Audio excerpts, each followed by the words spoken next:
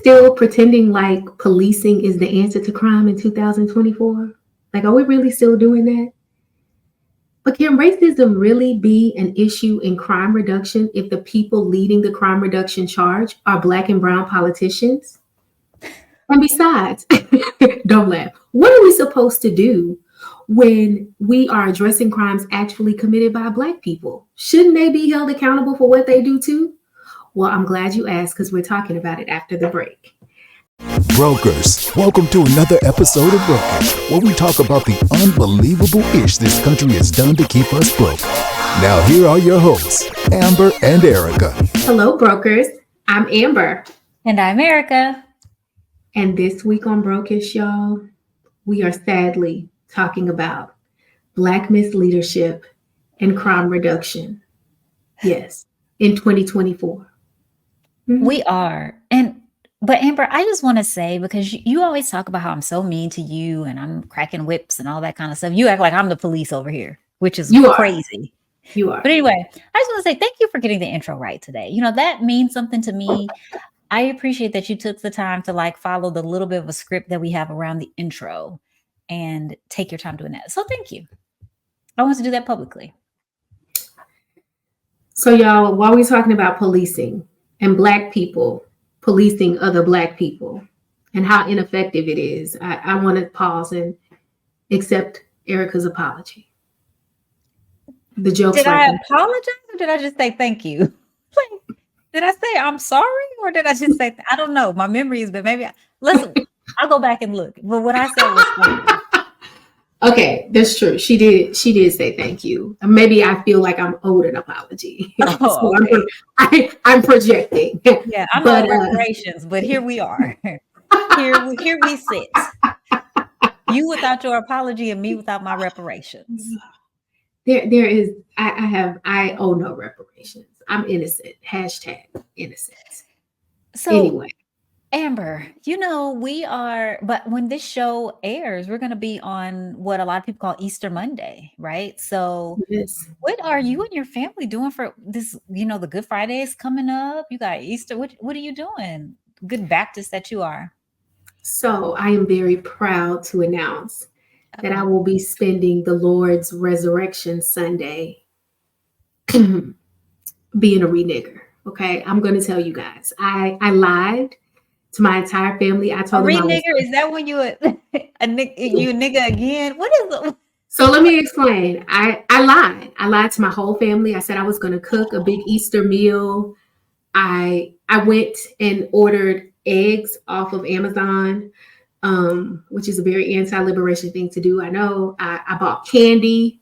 And so I lied and I said that we were going to come to my house and eat and Easter egg hunt. And then on Tuesday, I called everybody and said I changed my mind. And I told them that I bought tickets to an Easter brunch at a hotel and that they should go find them somewhere to eat. Are you serious? I'm dead ass serious. Because I'm tired. No, I'm not. I'm not mad at you for it's just the timing of it all is very. I know.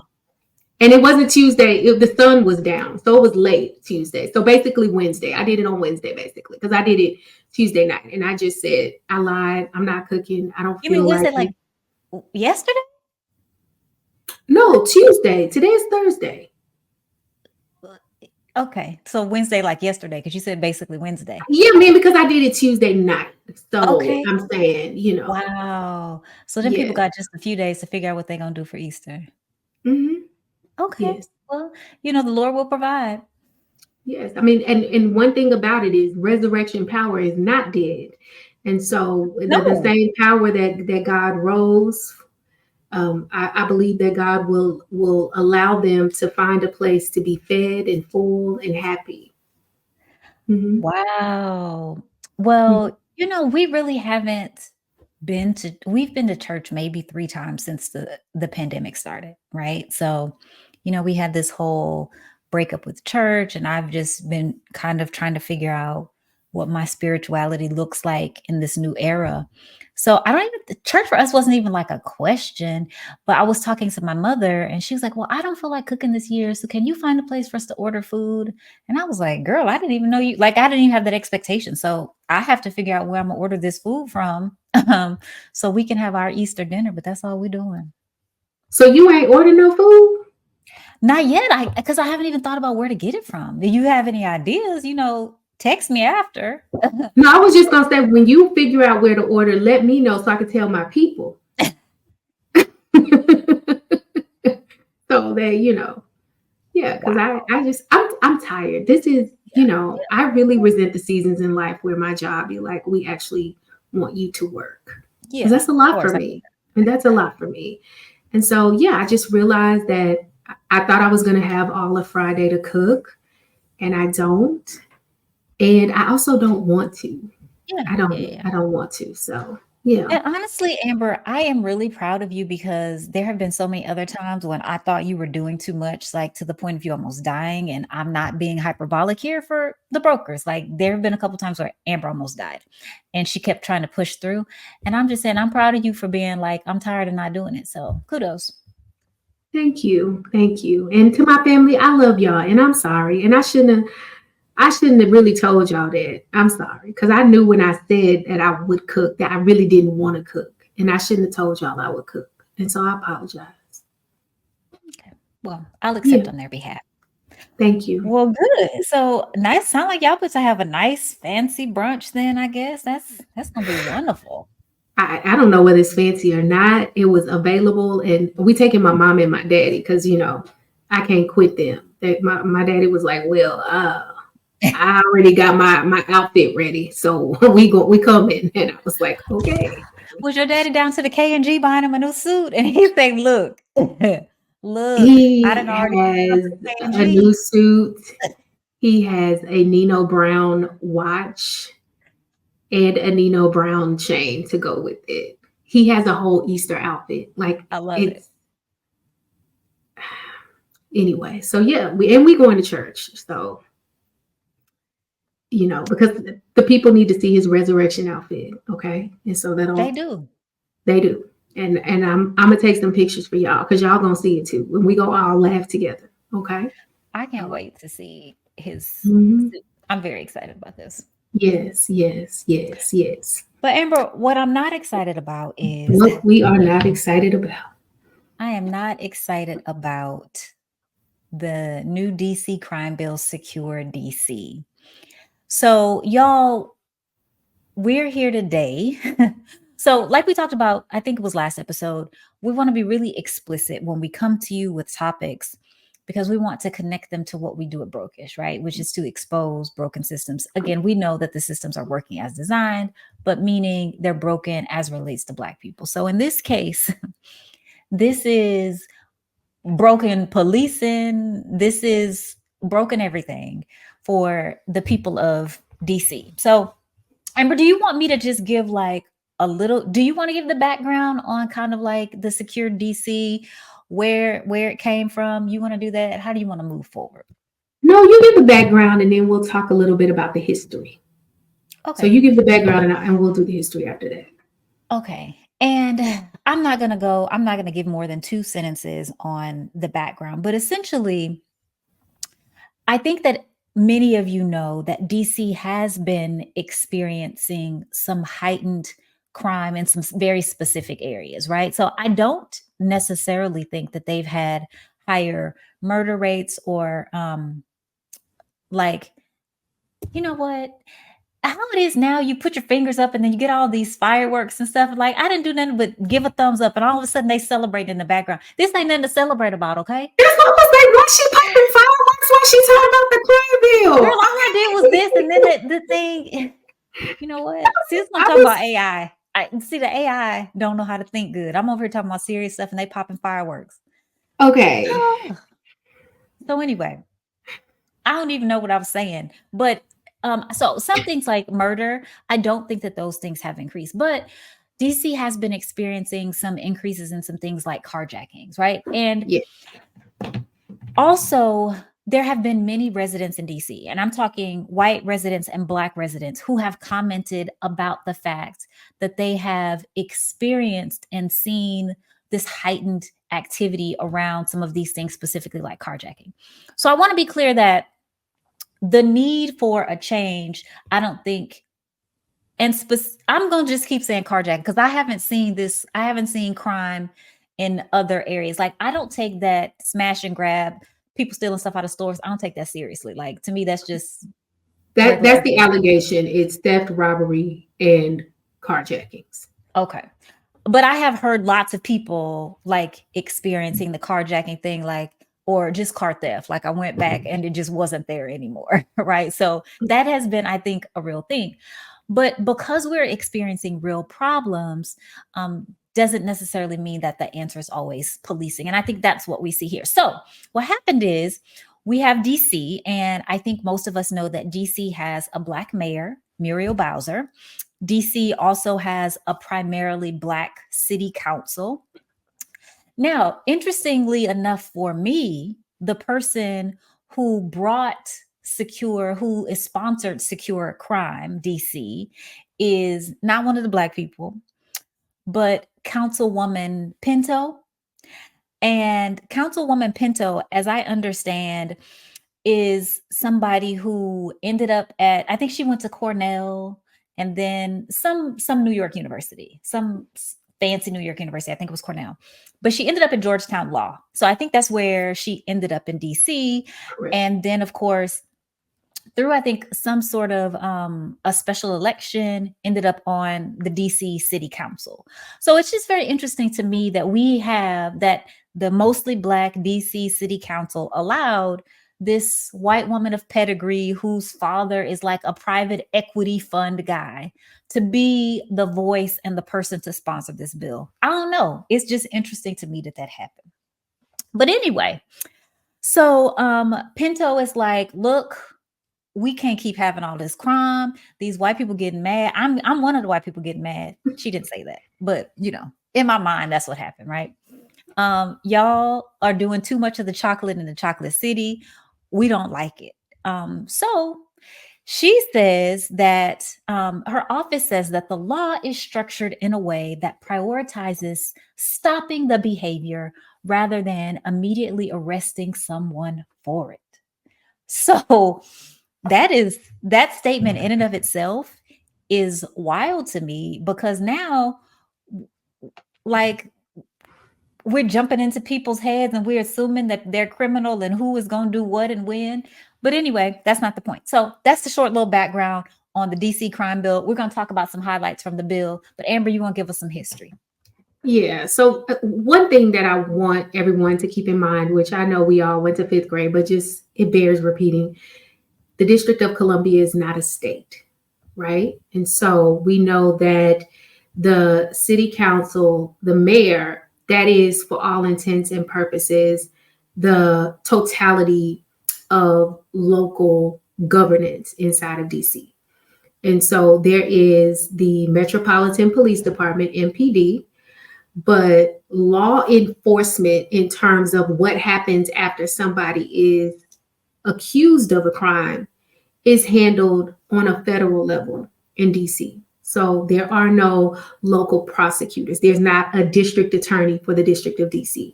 Those things are all handled by the federal government. And another thing we need to keep in mind is, even though the District of Columbia has more people than the state of Wisconsin, it has zero representation in the United States Senate. There's no way, Amber. You made that up. I did not. Wisconsin has 2 senators. That Google it. I mean, that's just true. The District of Columbia has more people than the state of Wisconsin. It also has primarily Black people, and the District of Columbia has 0 senators in the United States Senate. Okay. And so why all of that matters is because we have to look at this not only as a local issue, which is one of the reasons why we're talking about it, but this is also a larger issue at play here, which is what happens when you have Black people caught in cycles and they have no way to redress that with the people who are supposed to be representing us, right? Now, let me ask you something really fast. So, one of the things I think that is true is that somehow Congress still has to weigh in on this. Like the city, like the mayor and the city council can sign this bill into law, but there is some oversight that Congress is required to do. Is that true? Yes, so there is a special committee where there is congressional oversight of omnibus bills that come out of the DC City Council. And so it is largely a rubber stamping, but technically they have oversight. Yes, but it is And so, not exercised, in that way. and the reason why that part is interesting to me, to your point about is this a local issue or not, right? So if you have these people who are working at a national level, even if they're just rubber stamping it, they feel good about what they see and what's happening, right? So if Yes, similar moves are being made at a national level, then I would presume that those same people will feel okay and comfortable enacting some of those things, proposing some of that legislation for all of us, right? Not just for the people in DC. correct, correct. And I think that that is important to keep in mind, especially to the point you raised about people like Councilwoman Pinto, who are the people sponsoring these kind of bills. Because when you look at the demography, you know that that is not a representation of the average person who lives in DC, right? And so then the question becomes, as we look around, how many of the people who are pushing these things are representatives of the average person in DC? Well, Amber, in my little bit of research, I think that maybe, so I think that there are 12 people on the council, 12 or 13 people on the council, 13 people on the council, all 12 of them, except for one, voted yes on this. And at least 8 of the 12 are Black. 10 Maybe of them. It's okay. 10. Okay. 10. I feel like, I don't know, I need to look. Maybe someone was light skinned and I couldn't tell. But my point is that to your point about representation, right? I just want to make sure I'm getting the facts straight. So we have a Black mayor, a mostly Black city council, and we have everybody voting yes, with the exception of one person who didn't vote no, but they voted present. So real fast difference between no and present. So it's the difference between being agreed and being unopposed. So that's technically what is tantamount as to I am not in agreement, but I'm unopposed. So It's it's not like, a no vote. I don't have nothing to do with it. It's the CYA. That's exactly right. It's the CYA. It's the Okay. CYA. Okay, I'm sorry, I interrupted you. So keep going. So we No, have this crime bill that has been signed by the city council, by the mayor, that was ushered in by a white city councilwoman, and it is supposed to prevent people from committing crime. That's what she wants to do. yeah. And so I want to be clear. Erika brought this up and alluded to it earlier. We are not suggesting that there's not a crime problem in DC, because the murder rate in 2023 in DC, I believe they were first in the nation. Homicides have risen post 2020. Violent robberies, carjackings, thefts. The crime rate has risen. There is no doubt about that. And so really the question we're here to answer today is, what have we learned from the past about what our response should be when those things occur? And why is it occurring in the first place? And whether what we've seen come out of this city council really addresses those questions. So before we talk about the why, let's talk about the what. What does this bill say that it's going to do? And then let's talk about why that's not the will of God concerning us. Okay. So we know that the bill strengthens gun penalties. So first of all, District of Columbia is a Democratic controlled district. So there have been pretty strict gun laws in DC going back to the 80s. And if you know anything about DC in the 80s and the 90s, you already know that shit don't work. But anyway, so the bill creates new offenses for guns. They have increased the penalties on charges for people who are caught in possession of weapons in public places, specifically like the metro, in public parks, and violent offenses where guns are used in the commission of those crimes. For example, in places like taxis and ride shares. So we are now seeing through this bill harsher penalties for those things. The law is also bringing back drug-free zones around schools, around federal property, areas where if a person is caught in possession of drugs, they are subject to stiffer penalties than they were before. They are attempting to crack down on carjacking and crack down on auto theft by prohibiting wearing masks in public, but with the express intent of wearing masks or face coverings to commit an act of violence or to intimidate or to harass someone. And of course, they said that they are specifically excluding surgical masks, but yes. So that was also added. And also, they are bringing back the limited ability of police in the District of Columbia to engage in auto chases. And so one thing about DC is, if you've ever been and you know anything about it, it's divided into quadrants. So there's 4 corners of DC: northeast, northwest, southeast, southwest. And the traffic is nuts because there's lots of one-way streets. Streets are constantly blocked off because of the presence of federal buildings and federal officials. And so many years ago, I believe it was in the 80s, car chases by Metropolitan Police were banned as a safety issue because of the urbanization and because of the traffic patterns. And they are bringing that back in limited scope. And y'all, they are also, let me tell you, this is how these people play in our face. So there is a ban on chokeholds, the use of chokeholds by Metropolitan Police. So they are not allowing the police to do chokeholds, but they are allowing police to engage in physical maneuvers on the neck that are not a chokehold. Now, my question is, what the hell kind of physical maneuver can one do on the neck that does not constitute a chokehold? And let me tell you why they're playing in our face. Because the chief of the Metropolitan Police Department had a conference with media and local journalists and was willing to demonstrate what type of maneuvers will be possible, but they would not allow the journalists to record it or film it, and they will not do it publicly to show the public what moves are possible and why those moves are distinct from a chokehold, which I think is ridiculous. Ridiculous. Well, okay. So you have said a lot there, Amber. So couple things I would like to do is let's go through some of these things one by one and talk about the problems with them.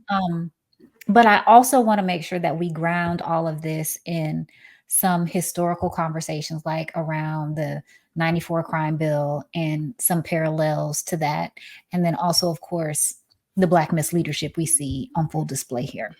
But you talked about strengthening gun penalties. So that was one of the things you mentioned, and increasing some of those penalties for ride share, DoorDash, also metro parks, taxi cabs, that kind of thing. Do you know what those increased penalties look like? Do you know like how different they are from the current penalties? Like, are they just trying to get more people caught up? So what it looks like is that many of the penalties remain in place are felonies with increased punishment range. So it's not necessarily that we're changing things that were once misdemeanors to felonies, but we are expanding the scope of punishment for those crimes. And the reason why that is particularly problematic is because, remember, we have this in tandem with the fact that gun legislation, just generally across the country, is loosening up. And so anybody who's sort of familiar with DC knows it is often referred to as the DMV, District of Columbia, Maryland, Virginia. So there is a very fluid population in DC. A lot of people who come in and out of DC are oftentimes people who are not from DC.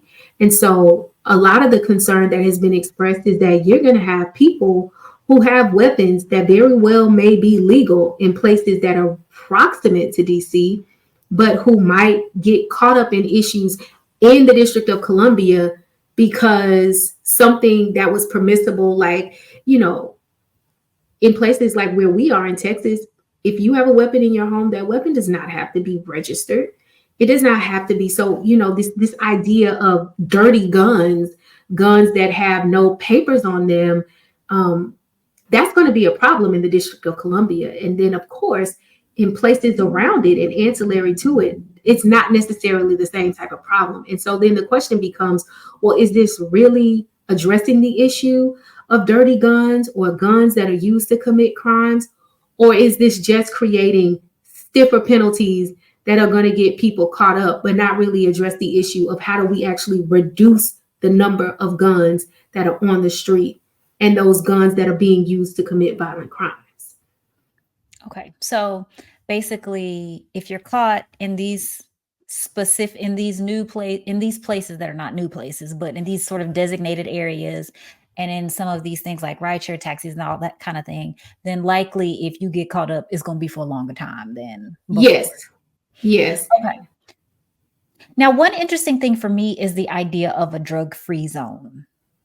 And so I have a quote from an article that I read where the police said that the measure is a tool to help communities reclaim their public spaces. And so I just want you to help us to understand what a drug-free zone is, and also what, if any, parallels you see historically to loitering laws and just how Blackness has always been policed in public places. Right.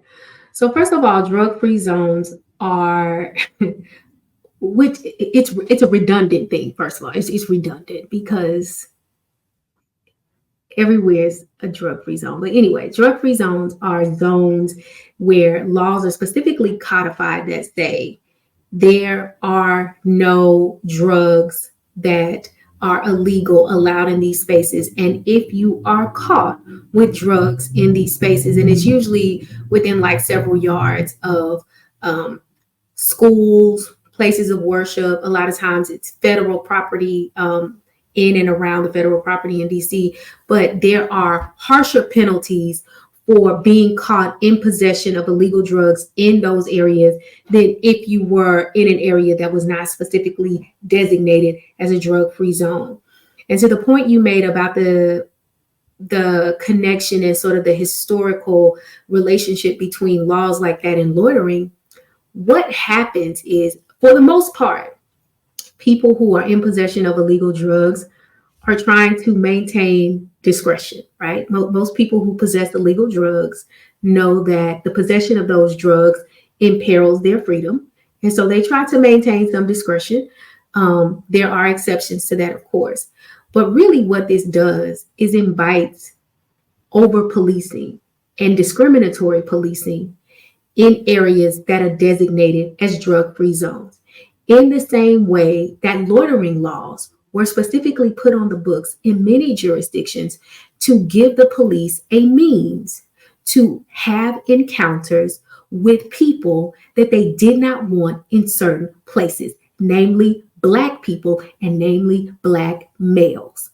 And so when you put those laws on the books, you give officers another pathway to engage people on the basis that there could potentially be reasonable suspicion that they are violating a provision of the law.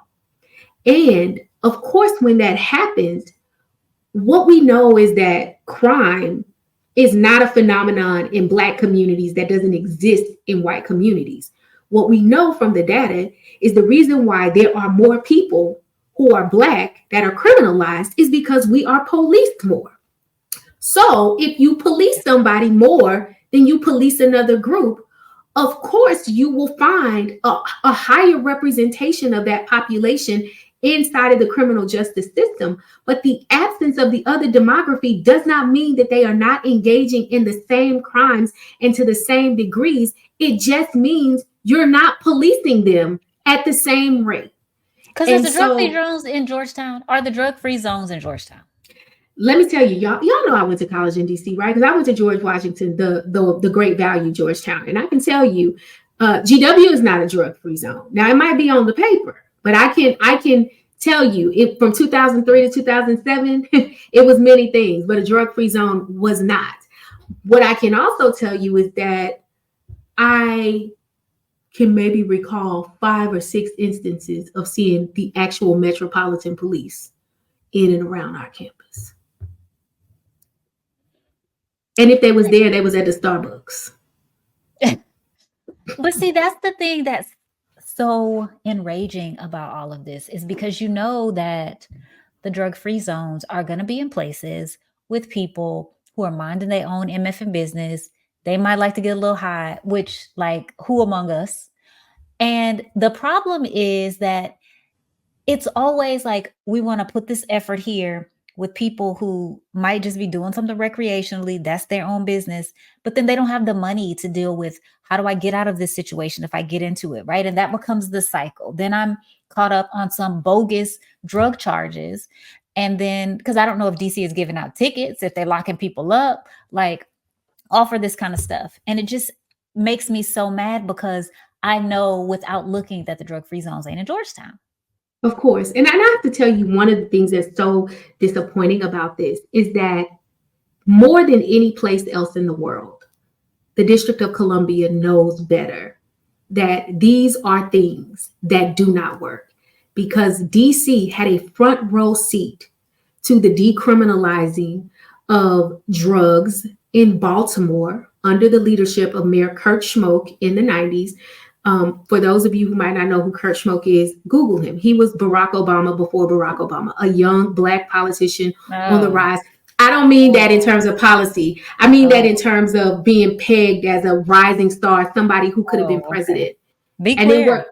And then what Kurt Schmoke made the mistake of doing is saying that he believed that Baltimore would be better if drug use was decriminalized and treated as a public health crisis. And literally overnight, his star in the Democratic Party sunk and it fell. And people labeled him a psycho, a radical, all the things. But yet and still, he was still able to get the Baltimore City Council to rally behind him and to put it into work. And over the course of his term, or his 2 terms as mayor, it worked. It worked. They did needle exchanges. They, instead of arresting people who were found to be in possession of illegal drugs, they were offered opportunities to go for rehab. They were offered opportunities to go to job training, and it worked. And when the District of Columbia was considering implementing a similar program, the federal government stepped in under y'all's homeboy, Bill Clinton, to put the kibosh on it, because he was running for his 2nd term and he did not want to appear to be soft on crime. And so he stifled the program in DC so that he could go out on the campaign trail and tell people he was not soft on crime. He was not into decriminalization. And so for the people in DC to be back in this place again, and running the same plays that we know do not work, after having a front row seat to what they know actually solves these problems, it's just so super whack to me, because Muriel Bowser knows. Absolutely, she knows. And a lot of us know. And I'll just bring this up now, talking about things that happened in the past. So most of us have heard about the 94 crime bill and all of the havoc that wreaked in the Black community over however many like, still we're feeling the effects of that now, right? And I feel like there is a lot of revisionist history around the 94 crime bill, because people are like, oh, well, Black people just sat quietly by and let everybody bulldoze their rights, and nobody was protesting and nobody had anything to say about it. And That is just not true. No. So definitely what happened is, I think what happens a lot of times with Black people said, yes, we see a problem. Like they're saying in DC, we see a problem. There is a problem and we want to fix that problem. And so they talk about that, but they say we want to fix that problem because we want to do something like treat addiction as a public health crisis. Or they say we want to offer more job opportunities and employment opportunities to our community members so they don't feel the need to smash and grab and steal cars. We want to offer education that is not, in DC, education is Yes. like not awesome unless you're going to one of the probably 2 awesome schools that they have in DC, right? Because we don't care about educating Black children. So Black people are like, we want to solve the crime problem and we want to do all these things with it. And then what the people in power here is, oh, they need more police. And they ignore all of the appeals for material things to help the issues that we see. And Yes. so I just want to clear that up. Like, I don't think that Black people were sitting idly by saying, yes, we want our rights taken away. We want to be over policed. They were asking for other things, but Black people always get the one half, right? You get the police half, but you don't get the resource half. And Yeah. so here, I think that there have also been people who are saying what we need these resources. And what they got is just policing. But we got to hold people accountable who gave it to them. Those mostly Black Yes. people, mostly Democratic people who gave them that mess. So not too much on the elders who, when y'all are like, everybody just sat by and let that happen. That's not what happened, I don't think. No, I don't think that's what happened either. But again, we see some similarities to what happened in '94. That once the people who have the biggest voices throw their weight behind it, it is very easy to drown out the voices who are saying this is a problem. You know what I'm saying? Because we talk about people like Maxine Waters now, for example, and we venerate her. The CBC wasn't messing with Maxine for a long time because she was one of the few people who rose her hand and said, y'all know this 1994 crime bill ain't shit, right? And she took a lot of heat from that. And so I think it is important for us to remember that it is not that we are sitting idly by, but that's why we have to be careful who we give the microphone to, because the people who have the microphone have no problem ignoring the people who are standing around saying this is a problem. I watched probably 8 or 9 interviews Muriel Bowser did leading up to the passage of Secure DC. And I will tell you that in none of those interviews did she ever mention or acknowledge the fact that a livable wage in DC for one person is $23.90 an hour. That is how much money a person needs to make just to be able to afford to live at the poverty line in DC. And the minimum wage in DC is still the federal minimum wage. Oh, like in Texas, $7.25 an hour. Yes. So when we're having conversations about crime that don't include a living wage, and I believe it's around $36 or $38 for a family of 4 with 2 adults and 2 children. So when we're talking about crimes and why crimes such as robberies and violent takings are happening, but we're not talking about living wages, we're not talking about gentrification. I remember when I was in DC for undergrad, I was in Georgetown one weekend, living my best life. And I met these gay guys. And I love a good Judy. And so we were talking, these white gay men, and we were sitting and having breakfast, and they had on shirts that said Urban Pioneer. And so I asked them, I said, friend, what is an urban pioneer? And he's like, oh, you don't know what it is? And I was like, no. And he told me, he said, an urban pioneer are young gay men who move into, I believe his exact words were like underdeveloped neighborhoods, but basically young gay men, white gay men who move into the hood and are the first people to start the process of gentrifying it. What? They in their community, they have a name called Urban Pioneers. And they got T-shirts. Proud. Wow. Urban Pioneers. Yes. Wow. And so proud about it. proud about it. Okay. And so when you talk about crime that is divorced from conversations around the rapid rate of gentrification in DC, how affordable housing is literally becoming a whole unicorn. Not in any of those interviews were those things addressed, but you're talking about why robberies are rising. Well, that is why.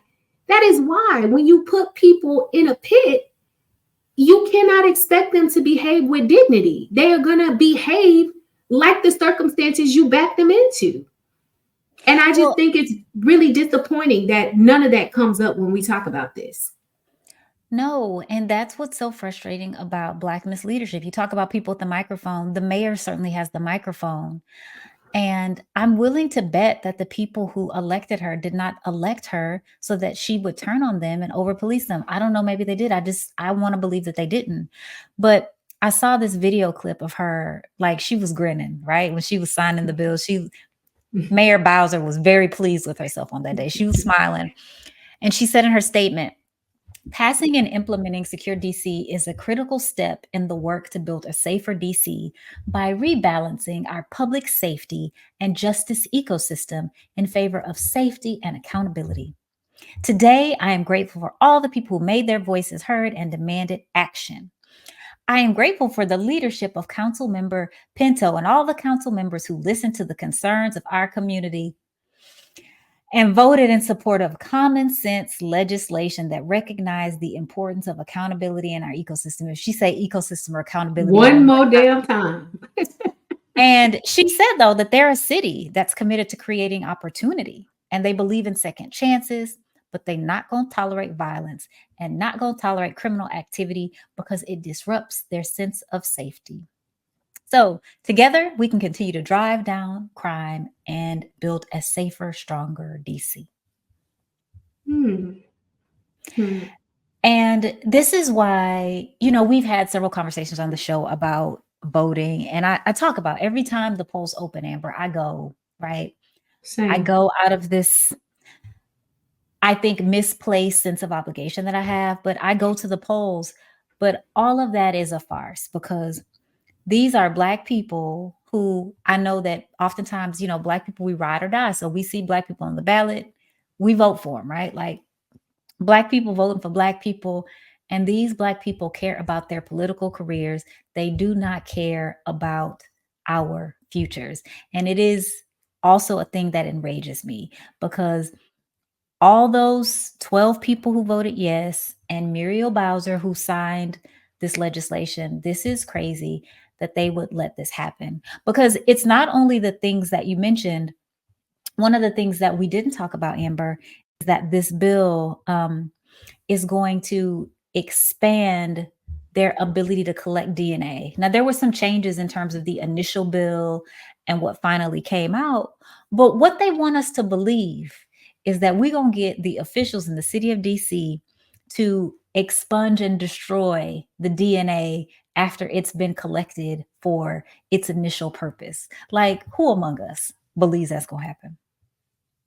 No. So that is another way because then, of course, we know what happens when people have your DNA. But then there was another smaller interesting thing to me is that I didn't know that, and I guess cities have this.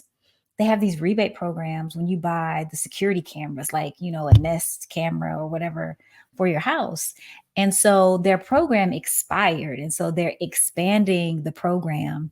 And so they're giving people then the money. I think it's like $500 that you get to buy the camera and you register your camera with the city.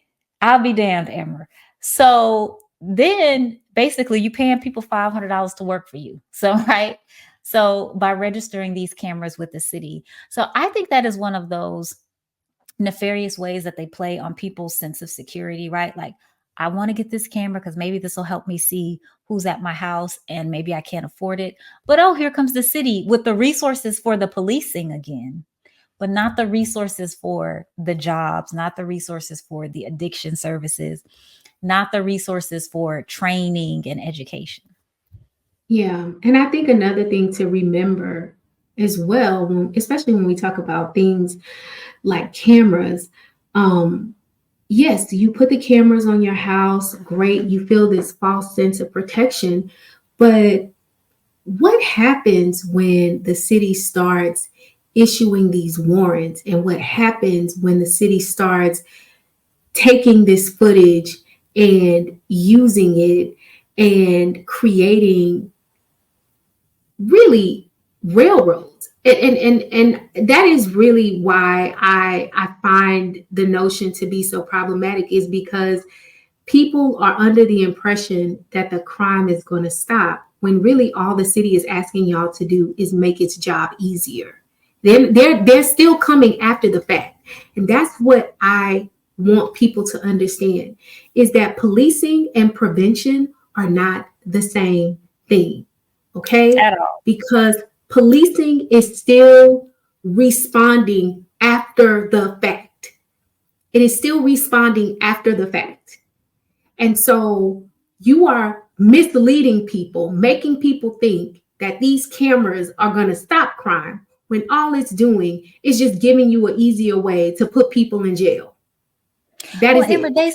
they said, the city of DC, like the officials said, that with Secure DC, they're going to be able to see more of this activity, and they're going to be able to get in front of it, right? Like they're going to be able to be like, oh, niggas, crime is about to happen, and then they'll be able to pounce on it, right? Like that's what they're saying they're doing. So, I mean, isn't that what people want, right? Like Let me tell y'all something. Y'all show me a government agency that's that efficient, and show me them so I can move there. Because we all know that's just not even how the government works. And I will tell you, sort of related to this, to me, the most problematic thing in this entire bill, the hidden landmine that I feel like has the potential to disrupt our community more than anything else, is the expanded pretrial detention. The Secure DC bill has expanded the amount of time that people can be held pre-trial without bail or bond before they are found to be guilty beyond a reasonable doubt by the state for the offenses they have alleged to commit. do you know Now, how long it is? Oh, sorry. No, I don't recall. I'm gonna look for it, but I don't remember. But it would, the pretrial detention in DC actually, before the expansion of the crime bill, like was it was pretty good. Like the limits on keeping people in jail, like you actually had a pretty good chance of getting bail and bond in DC, unlike places like Texas. But now they are expanding that. And I don't know if y'all remember from our last episode, we talked about housing insecurity and eviction and the rental crisis. How many people are just a day away from catastrophic crisis? So when you have people locked up and they cannot go to work, locked up, but they cannot pay their bills, locked up for even just a few days or a few weeks, let alone a few months, that is catastrophic for most people. When you cut off their ability to earn money while you are racking up the expenses they are going to be saddled with, because even if you are able to get a public defender, you almost always still have to pay fees associated with going to jail. Because usually people who are going to jail, you might have related expenses like your car getting towed, or even things like commissary, or having to get out and access transportation and access, the means to go about finding another job. Because for most people, being away from work that long is an automatic termination. And so one of the things I learned while doing research for this episode is that, we talked about this earlier, the federal government, the Department of Justice prosecutes crimes in DC. And they have a backlog going back. It is estimated to be years now, because of they have prioritized the prosecution of the January 6th attacks. And so now people who are subject to ain't that crazy? The white people, even the white criminals get put before. Like, that shit is wild, right?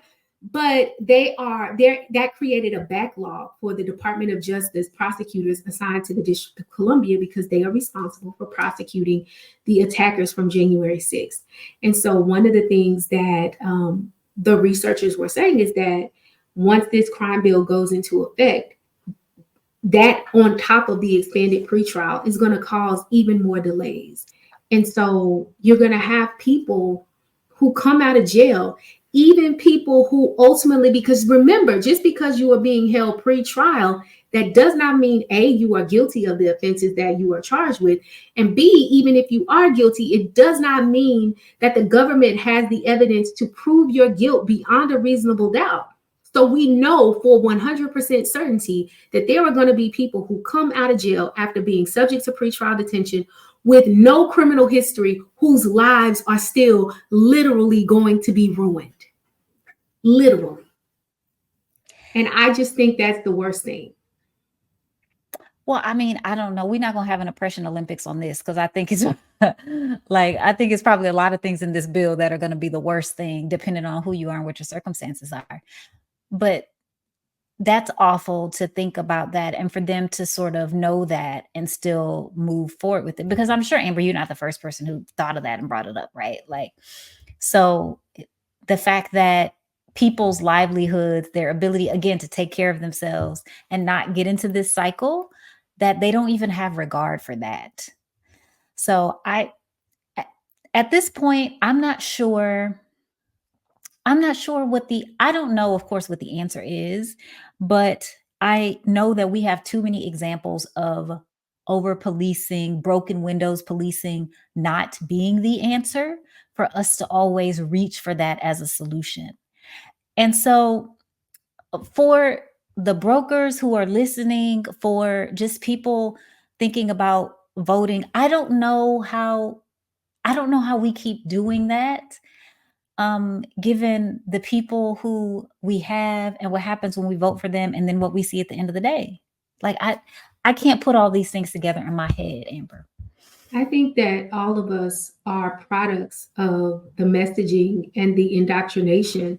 And I think that when we do the things that we know work, like decriminalizing drugs, like advocate for living wages, and we don't see immediate utopias, we revert back to the indoctrination that we've all been living under our entire lives, which is that more police make you more safe.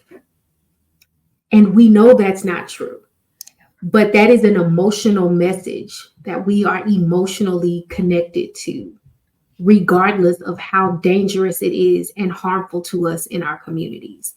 And so I just feel like we have to do the work of disentangling ourselves from that emotional message and keep doing the stuff that we know works, even when it does not immediately solve the problem.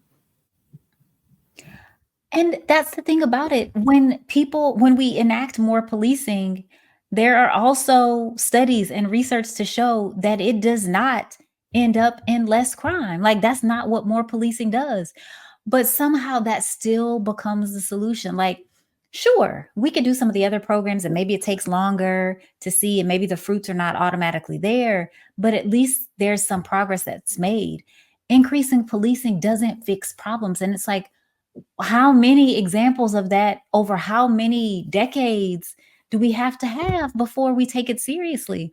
And of course, again, we don't live in DC. We go there every now and again for a good time. But I still my heart breaks for the people who live there and are going to have to suffer under this. And I don't know. I don't know what to say. Yeah. Yeah. Policing feels good. And I think you hit the nail on the head. Woo-hoo!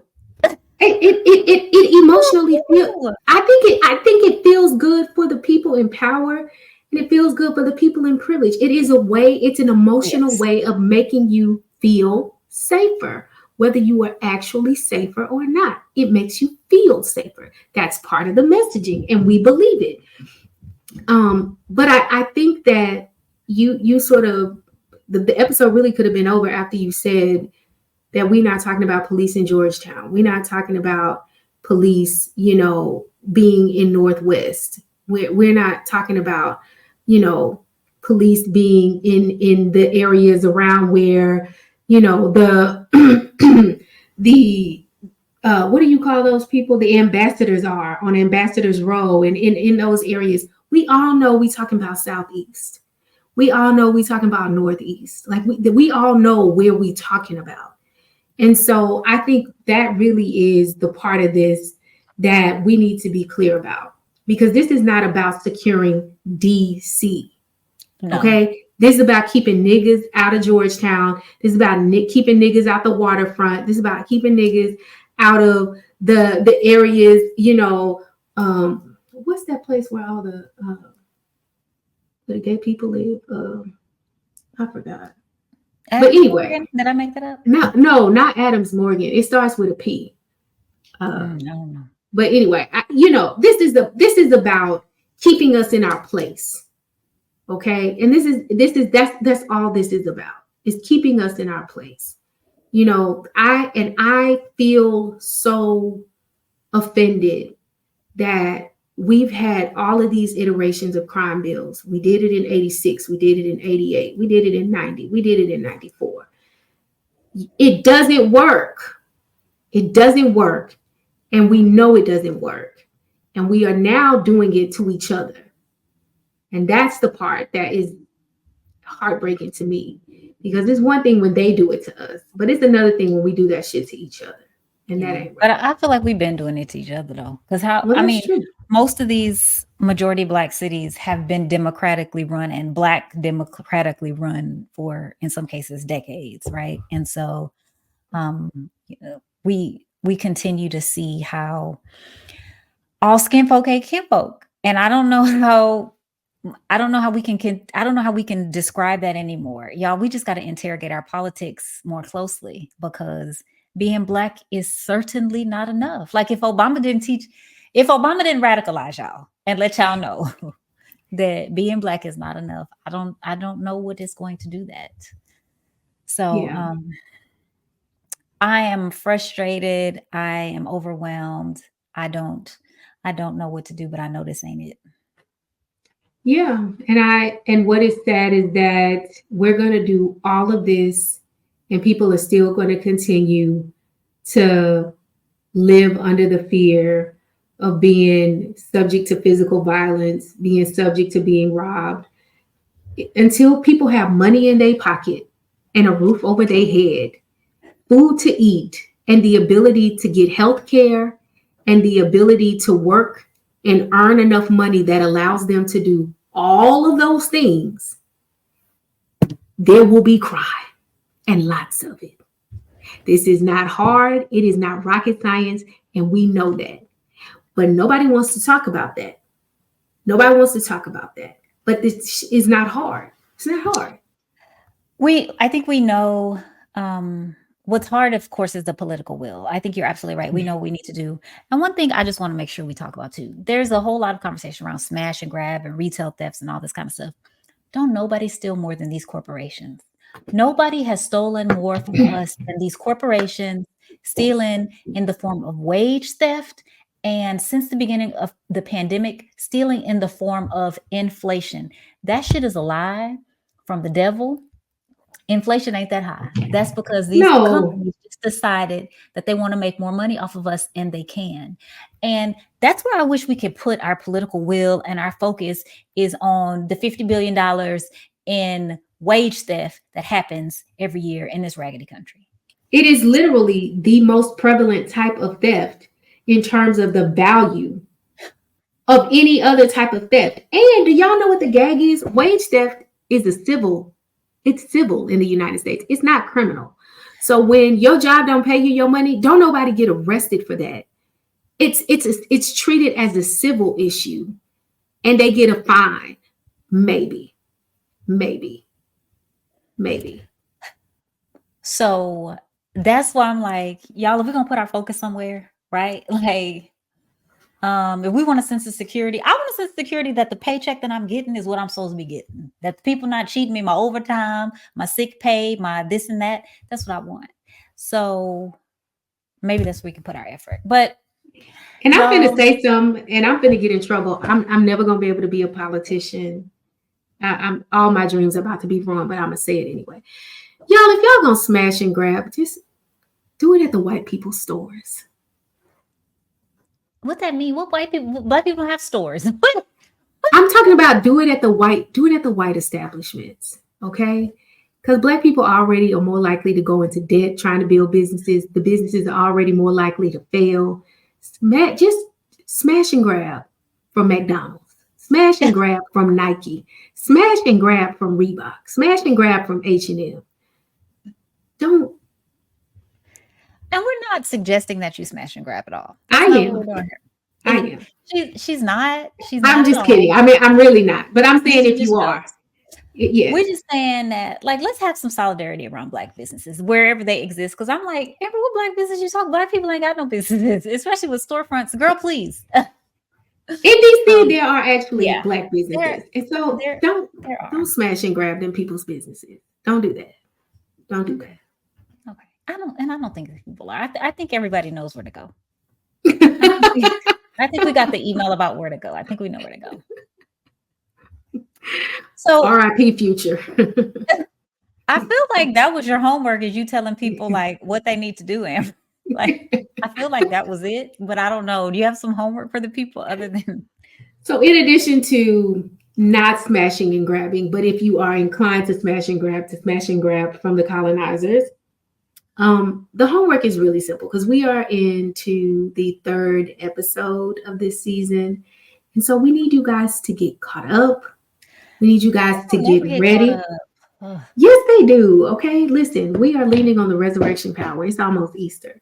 And also, we need y'all to connect with us on social media because a lot of times after we release the episodes, things continue to pop off. So, we want to keep talking about what's happening in DC. We want to continue to keep talking about what Secure DC is going to look like down the line. So connect with us on Facebook, on Instagram, on X, and help us to keep the conversation going. And also, don't just be selfish. It ain't no fun unless the homies can get some. So we need you to tell 3 friends as well. Tell them where to find us so they can join the brokerage community and become a broker too. So, and let me just say this, Amber, the people on YouTube, they talk like somebody might have told me the last episode I was cute. I was like, oh, okay. But anyway, the people on YouTube, they leave the comments, but sometimes they might not be nice. I don't respond. Like today we have big foreheads. Somebody might say something about that. I don't know. Maybe they will, maybe they won't. Hopefully they won't, because we know we have big foreheads, right? I like to fight. Talk about my forehead. I'm going to talk about your mama forehead. Okay. Well, y'all, on that note, y'all, I do know a few people in DC, and they have talked about this rising tide of crime in places where they go. And they are desperate for ways to empower, especially the kids there, and provide them with opportunities and third spaces to enjoy so that they're not forced into lives of crime. And these real concerns that people have should not always be met with punishment as a solution. Black people are so creative, and we find ways to engineer solutions for problems that we face every day. I just wish that these Black leaders had that same ingenuity and they could leverage it in the places where it matters most, like in our social issues. And we have a responsibility to our children and our communities to not just turn them over to the freaking authorities. So let's be thoughtful about how our complacency now can be detrimental. And let's try to think more imaginatively about more than carcerality, about what we can dream for our future. So thanks for tuning in, and we look forward to catching up with you on the next episode of Brokish.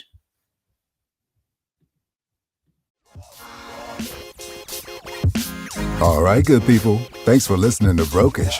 For more episodes, visit us at brokish.com or subscribe, and Brokish will get direct deposited into your favorite podcast app on the 1st and 15th. Share Brokish with your friends and join the conversation on Twitter, Facebook, and Instagram. Music for Brokish is Come Get Some by Blank and Kit.